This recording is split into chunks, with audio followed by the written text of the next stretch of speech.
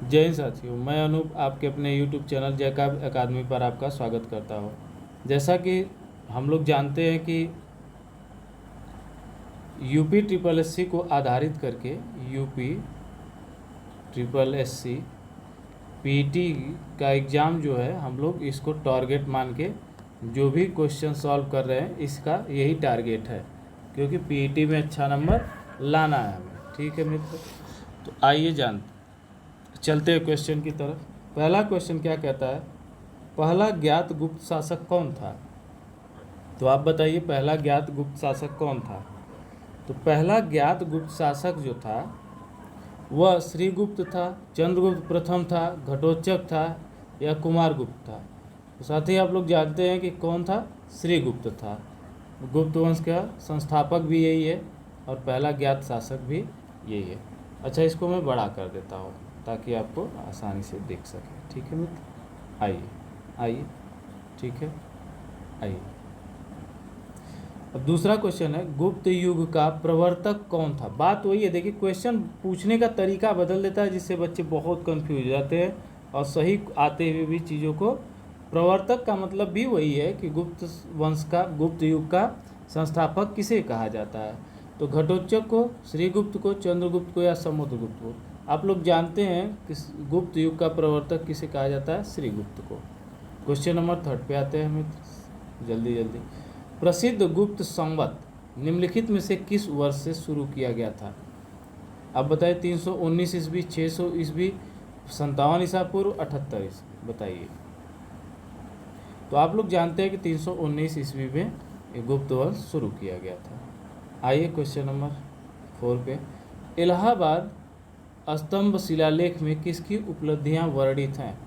हर्षवर्धन की, अशोक की, चंद्रगुप्त विक्रमादित्य की या समुद्रगुप्त की?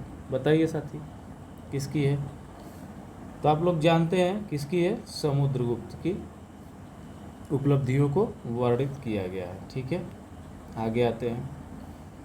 अब देखिए, लिच्छवः दौहित्र, क्या मित्र? लिच्छवः दौहित्र किसे कहा जाता है? तो आप बताइए, चंद्रगुप्त प्रथम को, स्कंदगुप्त को, कुमारगुप्त को या समुद्रगुप्त को? तो आप लोग जानते हैं जिसे भारत का नेपोलियन कहा जाता था, उसे ही लिच्छवः दौहित्र कहा जाता था। ठीक है, आगे चलते हैं। देखिए क्वेश्चन नंबर 6, निम्नलिखित में से किसको अपनी विजयों के कारण भारत का नेपोलियन कहा जाता है? तो आप लोग भी ये क्वेश्चन जानते हैं आसानी से, समुद्रगुप्त को कहा जाता है। देखिए ये महत्वपूर्ण क्वेश्चन है, सारे एकदम एग्जाम ओरिएंटेड, भले आप लोग जानते हैं लेकिन फिर भी पूछे जाते हैं एग्जाम में। हरिसेन निम्नलिखित राजाओं में से किसका राज कवि था? बताइए। क्वेश्चन नंबर 7, अशोक का, समुद्रगुप्त का, हर्षवर्धन का, चंद्रगुप्त का? तो किसका था? समुद्रगुप्त का। यह चीज़ आप लोग भी जानते हैं। आइए क्वेश्चन नंबर 8 पे चलते हैं। गुप्त राजा जिसने विक्रमादित्य की पदवी धारण की थी वह था स्कंदगुप्त, समुद्रगुप्त, कुमारगुप्त या चंद्रगुप्त द्वितीय?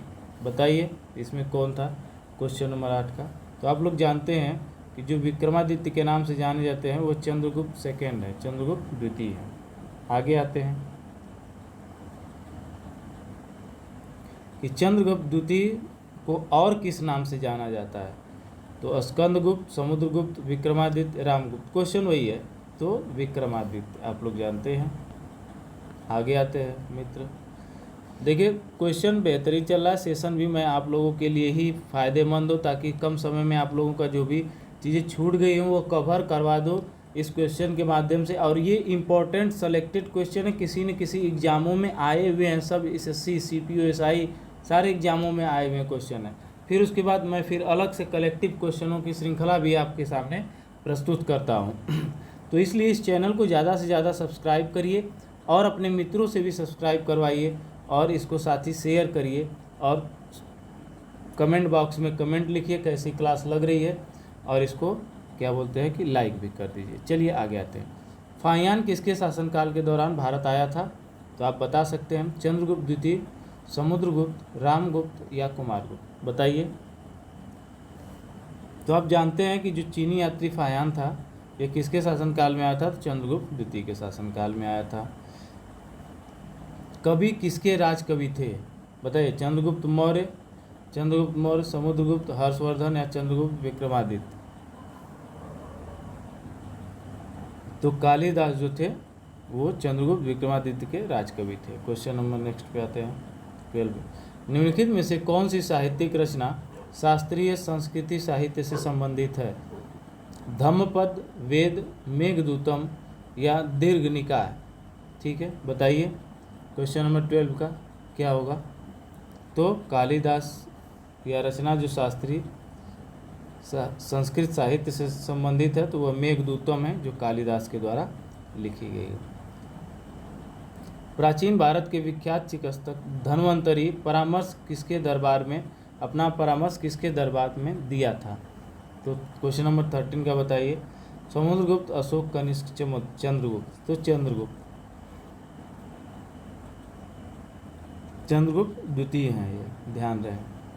आगे, गुप्त वंश का वह राजा कौन था जिसने हूणों को भारत पर आक्रमण करने से रोका था? तो कुमारगुप्त, समुद्रगुप्त, स्कंदगुप्त, चंद्रगुप्त? बताइए मित्र। वह जो राजा था वो कौन था? स्कंदगुप्त था। किसने रोका था? स्कंदगुप्त ने। आइए, रोमन साम्राज्य के साथ भारत का व्यापार रोम पर किसके द्वारा आक्रमण के साथ समाप्त हो गया? तो बताइए। अरबों द्वारा, हंगेरियाइयों द्वारा, हूणों द्वारा या तुर्कों द्वारा? बताइए। तो यह हूणों के आक्रमण के बाद से क्या हुआ? समाप्त हो गया। भारतीय संस्कृति का स्वर्ण युग था मौर्य काल, राजपूत, चोल काल, गुप्त काल? तो आप लोग जानते हैं कि भारत का संस्कृति का स्वर्ण काल किसे कहा जाता है? गुप्त काल को कहा जाता है। आगे चलते हैं मित्र। अजंता की चित्रकला कृतियों में वर्णित कथानक हैं रामायण के, महाभारत के, जातक के या पंचतंत्र के? बताइए। तो आप लोग जानते हैं जातक कथाओं का इसमें वर्णन किया गया है। अजंता चित्रकारी की विषय वस्तु निम्नलिखित में से किससे संबंधित है? जैन धर्म, बौद्ध धर्म, वैष्णव मत या शैव मत? बताइए साथी। देखिए, बेहतरीन क्वेश्चन आ रहे हैं। बौद्ध धर्म से संबंधित है। आइए आगे चलते हैं। किसके शासनकाल के दौरान अजंता की गुफाएं निर्मित की गई? तो किसके शासन के काल के दौरान? गुप्त के, कुषाण के, मौर्य के या चालुक्य के? बताइए, आप बता सकते हैं। किसके शासनकाल में की गई थी? तो गुप्त के शासनकाल में निर्मित की गई थी। आगे चलिए। गुप्त राजवंश किस लिए प्रसिद्ध था? कला एवं स्थापत्य, साम्राज्यवाद, राजस्व एवं भूमि सुधार, साहित्यिक कार्यों का संरक्षण? बताइए आप लोग। क्वेश्चन नंबर 20 का क्या हो जाएगा? कला एवं स्थापत्य कला। ठीक है। क्वेश्चन नंबर 21 पे आते हैं। गुप्त काल के चांदी के सिक्कों को कहते थे दिनार, रुपयक, शतमान या कर सापण? बताइए। तो आप लोग जानते थे कि उस समय के जो सिक्के थे उनको रुपयक कहा जाता था या रुपये का कहा जाता था, कहीं कहीं मिल जाता है। क्वेश्चन नंबर 22 है, गुप्त काल में किस धातु के सर्वाधिक सिक्के जारी किए गए थे? ठीक है, इसका ऑप्शंस इधर हैं, देखते हैं। आइए, तो किसके सिक्के जारी किए गए थे सबसे ज़्यादा? सोने के, चांदी के, तांबा के या लोहे के? बताइए आप, किसके सिक्के जारी किए गए थे? तो आप लोग जानते हैं कि सोने के सिक्के जारी किए गए थे। क्वेश्चन नंबर नेक्स्ट पे आते हैं। गुप्त शासन के दौरान निम्नलिखित में से ऐसा व्यक्ति कौन था जो एक महान खगोल विज्ञानी तथा गणितज्ञ भी था? भानुगुप्त, वाग्भट, वराहमिहिर, आर्यभट्ट? बताइए साथ। ये तो आप बता देंगे आसानी से। तो ये आर्यभट्ट जी थे। क्या थे? आर्यभट्ट जी। आगे आते हैं। गुप्त शासकों की सरकारी दरबारी भाषा थी? बताइए। पाली थी, प्राकृत थी, हिंदी थी या संस्कृत थी? गुप्त शासकों की सरकारी दरबारी भाषा क्या थी? तो आप लोग जानते हैं क्या थी? संस्कृत थी। दरबारी भाषा जो थी संस्कृत थी। आगे आते हैं। शून्य की खोज किसने की? तो वराहमिहिर, भास्कर, इसमें से कोई नहीं, आर्यभट्ट। बताइए 25 का। तो आप लोग जानते हैं मित्र कि किसने की थी? तो आर्यभट्ट ने की थी। आर्यभट्ट ने किया था। आगे आते हैं। मेहरौली में जंग रहित लौह स्तंभ किसने स्थापित किया? तो गुप्त ने, सातवाहन ने, कुषाण ने या मौर्य ने? बताइए 26 का। तो यह किसने किया था? तो गुप्त ने किया था, गुप्त काल में किया गया था।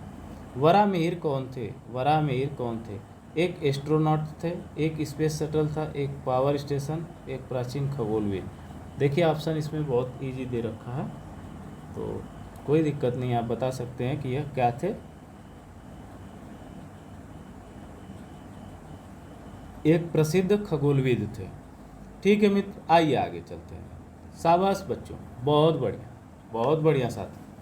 चलिए बेहतरीन, बेहतरीन एकदम। 28 का देखते हैं। निम्नलिखित में से वह व्यक्ति कौन है जो चिकित्सक नहीं है? श्रुश्रुत, चरक, चरवाक, धन्वंतरी? बताइए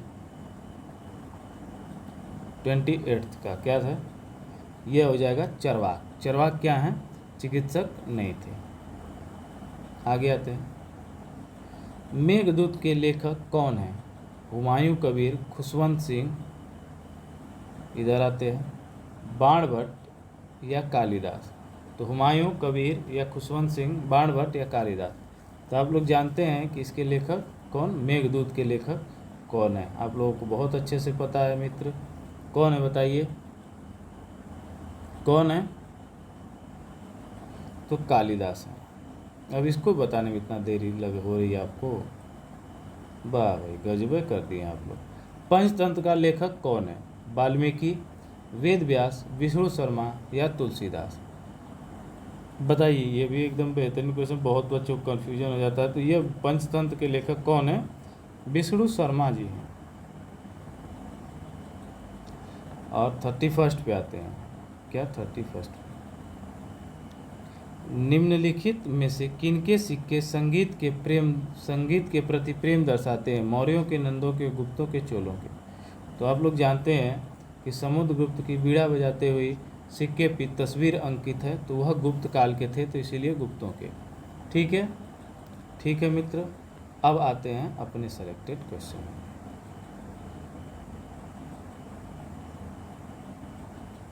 चलिए, देख पा रहे हैं साथी? देख रहा है क्लियर? आइए। महाराज की उपाधि धारण करने वाले आरंभिक गुप्त शासक कौन थे? महाराज की उपाधि धारण करने वाले आरंभिक गुप्त शासक कौन थे? तो घटोत्कच गुप्त या श्रीगुप्त, चंद्रगुप्त प्रथम या सी, ए और बी दोनों? बताइए। तो आप लोग जानते हैं कि श्रीगुप्त ने भी महाराज की उपाधि धारण की थी, और घटोत्कच ने भी महाराज की उपाधि धारण किए थे, तो दोनों लोग हो जाते हैं ए और बी। चलिए आते हैं। चंद्रगुप्त प्रथम, जिसे गुप्त संवत का प्रवर्तक माना जाता है, गुप्त संवत कब चलाए? तो आप लोग जानते हैं कब चलाया गया था? यह 319-20 में चलाया गया था। अगर अकेले रहे तो 319, ठीक है, अगर दोनों रहे तो 319-20। ठीक है मित्र, तो इसका क्या हो जाएगा? Option number A, 319-20। आगे आइए। समुद्रगुप्त का प्रयाग प्रशस्ति लेख किस भाषा में लिखवाया गया है? तो पाली भाषा में, संस्कृत भाषा में, प्रकृति में या यूनानी में? बताइए तीसरे का क्या है? तो आप जानते हैं कि जब वहाँ की भाषा ही संस्कृत थी, तो संस्कृत में ही ना होगा, दूसरे में क्यों होगा? तो संस्कृत में। किस इतिहासकार ने समुद्र को भारत का नेपोलियन कहा? देखिए, doctor Chhabra, Altekar, B.A. Smith? इसमें से कोई नहीं। बताइए।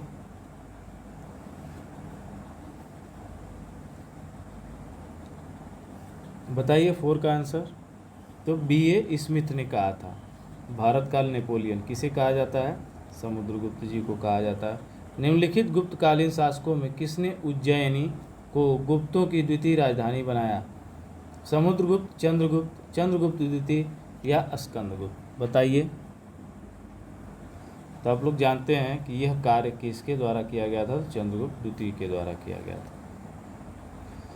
चंद्रगुप्त विक्रमादित्य के समय कौन सा चीनी बौद्ध यात्री भारत पर आया था? फायान आया था, वेनसांग आया था, इत्सिंग आया था, या ये भी दोनों आए थे? बताइए। तो आप लोग जानते हैं कौन आया था? फाहियान आया था। कौन आया था साथी? फाहियान आया था। चलिए आगे चलते। हूणों का प्रथम आक्रमण किस गुप्त शासक के समय हुआ था? हूणों का प्रथम आक्रमण किस गुप्त शासक के समय हुआ था, जिसको उन्होंने क्या किया था, सफलतापूर्वक दबा दिया था? तो स्कंदगुप्त के समय हुआ था। स्कंदगुप्त भी एक अच्छे शासक थे। इन्होंने भी अपने राज्य का विस्तार ही किया था। क्या किया था? राज्य का विस्तार किया था। गुप्त काल में द्रोण, पाटक तथा कुल्यावय किस चीज से संबंधित है? भूमि माप की इकाई, मूल्य की इकाई, तौल की इकाई या उपयुक्त में से कोई नहीं। क्वेश्चन नंबर 8 का बताइए। भूमि माप की इकाई है यह। क्या है? भूमि माप की इकाई है। आइए इधर आते हैं।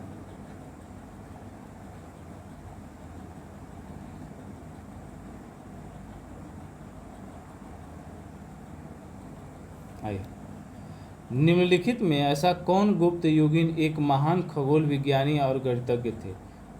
भानुगुप्त, बाणभट्ट, आर्यभट्ट, वराहमिहिर। बताइए। क्वेश्चन नंबर 9 का। खगोल विज्ञानी और गणितज्ञ थे तो कौन थे? वो आर्यभट्ट जी थे। आर्यभट्ट थे। आगे आते हैं। गुप्त शासकों के द्वारा जारी किए गए सोने के सिक्के क्या कहलाते थे? रूपक, करसापण, पर्ण, दिनार। बताइए। तो ये क्या कहलाते थे? गुप्त शासकों द्वारा जारी किए गए सोने के सिक्के दिनार कहलाते थे, या करसापण कहलाते थे, पर्ण कहलाते थे, या रूपक कहलाते थे? बताइए।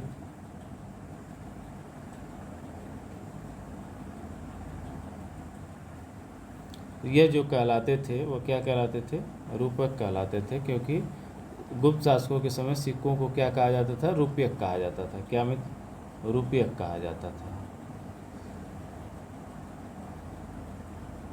रुपयक कहा जाता था। ठीक है, आइए आगे चलते हैं। क्वेश्चन नंबर 11 पे देखिए, ये भी बेहतरीन। वर्तमान गणित में दशमलव प्रणाली आविष्कार का श्रेय निम्न में से किस युग को जाता है? मतलब दशमलव प्रणाली की शुरुआत किस युग में की गई थी? कुषाण युग, गुप्त युग, मौर्य युग, वर्धन युग। बताइए। बताइए, खींच के लीजिए बच्चा सेशन को। बहुत बेहतरीन सेशन चल रहा है। गुप्त युग में यह प्रणाली का आविष्कार हुआ था। चलिए बच्चा, आइए। निम्नलिखित में से किस एक वैज्ञानिक ने न्यूटन से भी पहले यह बात कह दी कि पृथ्वी से हर ऊपर फेंकी जाने वाली चीज़ वापस धरती पे आती है? देखिए, हमारे देश में पहले ही साइंटिस्ट थे, लेकिन ये अंग्रेज मूर्ख क्या सोचेंगे, क्या ही कहना इनका। सोचते थे कि हम भारतीय पागल हैं। किन्होंने कहा था? बताइए, किन्होंने कहा था? ब्रह्मगुप्त ने, वराहमिहिर ने, आर्यभट्ट ने, भास्कर प्रथम ने। बताइए।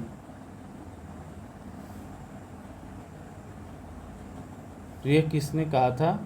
क्वेश्चन नंबर 12 का बच्चा देख लेते हैं, किसने कहा था। तो आप लोग जानते हैं खगोल वैज्ञानिक और गणितज्ञ कौन थे?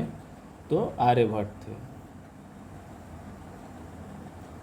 आगे आते हैं। निम्न में से कौन शकों पर विजय प्राप्त करने के कारण सकारी कहा जाने लगा? सकारी कहलाने लगा। क्वेश्चन नंबर 13 किसकी उपाधि है? बताइए। तो आप लोग जानते हैं कि चंद्रगुप्त द्वितीय को क्या कहा जाता था? सकारी कहा जाता था। आइए, किसने अपनी विजयों के उपलक्ष्य में 18 बार अश्वमेध यज्ञ का अनुष्ठान किया?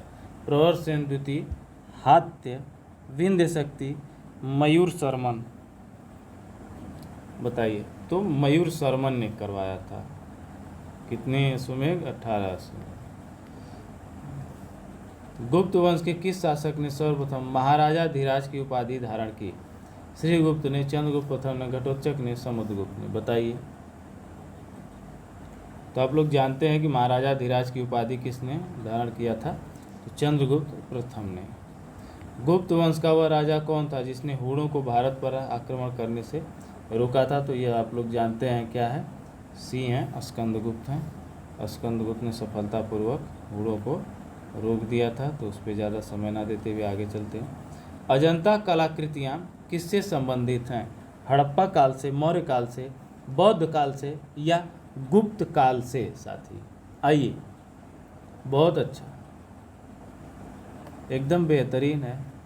चलिए बच्चा, हाँ सही है, सही है आपका, गुप्त काल से संबंधित है। आगे चलते हैं।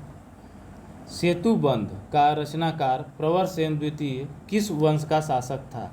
सेतुबंध का रचनाकार प्रवर सेन द्वितीय किस वंश का शासक था? शक वंश का, कर्ण वंश का, वाकाटक वंश का, सातवाहन वंश का? बताइए। क्वेश्चन नंबर 18, प्रवर सेन द्वितीय किस वंश का शासक था?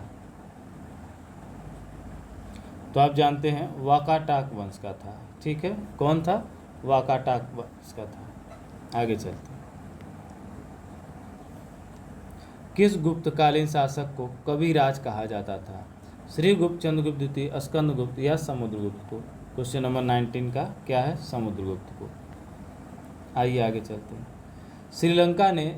श्रीलंका के राजा मेदवर्मन ने किस स्थान पर भगवान बुद्ध का मंदिर बनवाने के लिए समुद्रगुप्त से अनुमति मांगी थी? प्रयाग में, बोधगया में, कुशीनगर में या अमरावती में? बताइए मित्र। तो क्वेश्चन नंबर 20 का क्या हो जाएगा? बी हो जाएगा, बोधगया में। ठीक है मित्र, आगे चलते हैं। गुप्त स्थापत्य कला सर्वोत्कृष्ट मंदिर निम्न में से कौन है? मतलब गुप्त स्थापत्य कला का सर्वोत्कृष्ट या सर्वोच्च जो मंदिर बना है वो बेहतरीन नमूना किस मंदिर का है? तो भीतरगांव का मंदिर, देवगढ़ का दशावतार मंदिर, भूमरा का शिव मंदिर, तिगवा का विष्णु मंदिर? बताइए सर, बताइए। एकदम बेहतरीन क्वेश्चन चल रहे हैं। तो आप लोग जानते हैं कि देवगढ़ का दशावतार मंदिर, कौन सा? देवगढ़ का दशावतार मंदिर। आइए, गुप्त काल को प्राचीन भारत का क्लासिकल युग क्यों कहा जाता है? व्यापार में अभूतपूर्व प्रगति के कारण। थोड़ा सा ऑप्शन को देख लेते हैं, क्वेश्चन छिप जाएगा बच्चा। ऑप्शन को देख लेते हैं। व्यापार में अभूतपूर्व प्रगति के कारण, कला व साहित्य के क्षेत्र में अपने चरमोत्कर्ष पर पहुंचने के कारण, प्रचुर मात्रा में स्वर्ण सिक्के चलाए जाने के कारण, उपयुक्त में से के जो सभी कारण हैं उसे कला एवं संस्कृति के मामले में क्लासिकल युग कहा जाता था। तो अब बताइए आप कौन सा आंसर होगा साथी? तो बताइए क्वेश्चन नंबर 22 का। तो बी होगा, कला व साहित्य के क्षेत्र में अपने चरमोत्कर्ष पर पहुंचने के कारण ऐसा होता। ठीक है। सारनाथ के धम्मेक स्तूप का निर्माण किस काल में हुआ था? धम्मेक स्तूप, कौन सा? धम्मेक स्तूप, ध्यान दीजिएगा। तो सारनाथ में जो धम्मेक स्तूप बनाए गए थे वो किसके समय बनाए गए थे? तो बताइए। मौर्य के समय बनाए गए थे, कुषाण के समय बनाए गए थे, शुंग वंश के या गुप्त वंश के? बताइए। शुंग नहीं है बच्चा, ये शुंग वंश है, शुंग वंश, जिसकी स्थापना पुष्यमित्र शुंग द्वारा किया गया था। और यह पहला ब्राह्मण वंश भी था जो भारत पे शासन कर रहा था। बताइए क्वेश्चन नंबर 23 का। तो आप लोग जानते हैं किस काल में बनाया गया था? तो गुप्त काल में बनाया गया था। आइए, सोने के सर्वाधिक सिक्के किस काल में जारी किए गए थे? कुषाण के काल में, गुप्त काल में, मौर्य काल में, हर्षवर्धन काल में? बताइए। तो आप लोग जानते हैं गुप्त काल में सर्वाधिक स्वर्ण के सिक्के जारी किए गए थे, लेकिन सोने के सिक्कों का सर्वप्रथम कुछ अधिक मात्रा में जारी करने का श्रेय कुषाणों को भी जाता है, क्योंकि प्रारंभ यहीं से हुआ था। आइए अगला आप चलते हैं। यूरोपीय भाषा में अनुवादित प्रथम भारतीय ग्रंथ कौन सा है? तो बताइए। श्रीमद् भागवत गीता, अभिज्ञान शकुंतलम, कुमार संभवम या कामसूत्र? तो श्रीमद् भागवत गीता। कौन है अनुवादित? श्रीमद् भागवत गीता। सती प्रथा का प्रथम अभिलेखीय साक्ष्य कहाँ प्राप्त हुआ? एरण अभिलेख से, जूनागढ़ से, भंदसोर से, सांची से? बताइए। तो एरण अभिलेख से सर्वप्रथम सती प्रथा का प्रमाण, सती होने का प्रमाण मिलता है। ठीक है। दिल्ली में कुतुब मीनार के समीप स्थापित मेहरौली स्तंभ लेख का संबंध किस गुप्तकालीन शासक से स्थापित किया जाता है?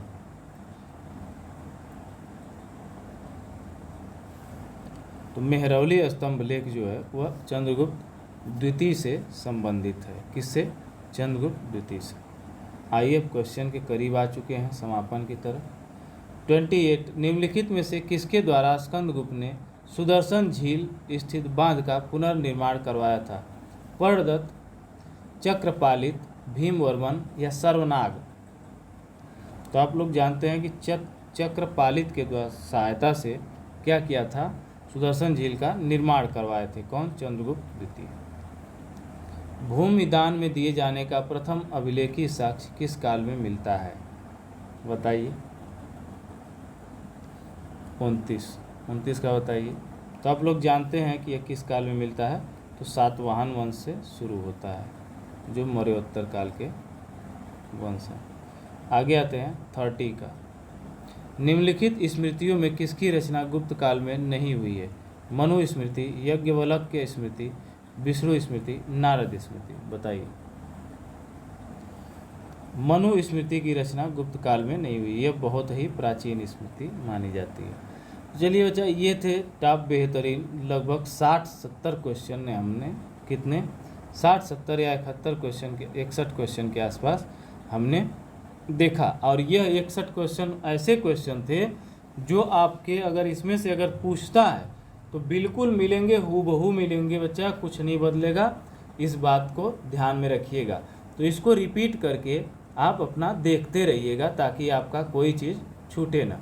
तो आज के सेशन के लिए बस इतना ही बच्चा। फिर आगे अगले सेशन में जुड़ेंगे, फिर नए टॉपिक के साथ, नए चैप्टर के साथ, नए जुनून के साथ। तो आप लोग ऐसे ही बेहतरीन तरीके से मेहनत करते रहिए, पढ़ते रहिए, और आपको सफल होने से कोई नहीं रोक सकता। यह हमारी ईश्वर से प्रार्थना है। तो इसी के साथ मैं इस सेशन को समाप्त करता हूँ। लेकिन एक बात कहना चाहूँगा मित्र, कि इस चैनल को ज़्यादा से ज़्यादा सब्सक्राइब करवाएं, शेयर करवाएं और लाइक करें, और ख़ुद भी सब्सक्राइब करें। ज़्यादा से ज़्यादा लोगों को इस चैनल से जोड़ें। तो धन्यवाद बच्चा सेशन को देखने के लिए। आइए अब चलते हैं। तो जय हिंद, जय काव्य अकेडमी।